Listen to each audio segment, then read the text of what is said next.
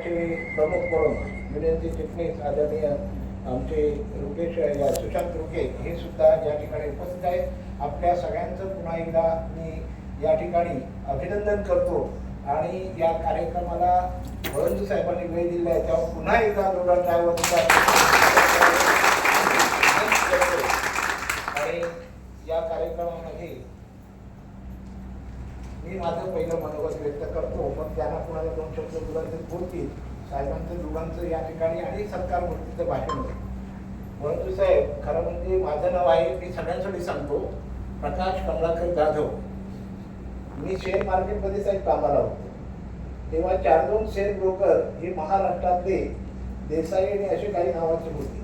मी स्वतः sub broker होते, पण चळवळीत काम करायची इच्छा असल्यामुळे नोकरीत मन रमत नव्हतं. म्हणून मी 90ला रिटायर झालो, म्हणजे स्वेच्छा निवृत्ती दिली, निवडणुकीला उभा राहिलो आणि या काही समाजात तुम्ही मला संधी दिलीच नाही. म्हणजे नगरसेवक म्हणून घ्यायचं होतं, पण अद्याप काय आलो नाही.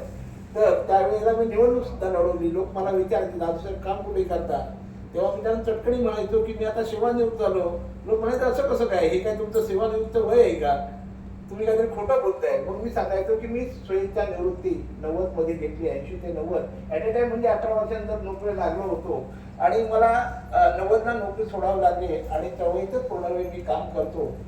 तेव्हा या विभागात आल्याच्या नंतर राजेंद्र फुलपगारांच्या अगोदर, तसं तुम्ही सगळे लोक माझे काही मेंबर होत नाही. मी युनियनचा पुढारी म्हटला की तुम्ही सगळे लांब असतात, कारण आमची भांडणं असतात, त्याच्यात तुम्ही कुठं पडणार, हे सगळं करत असताना अनेक संघटना असतात आणि म्हणून लोक काय माझ्याकडे तसे सहसा मोठ्या प्रमाणात मेंबर होत नाहीत.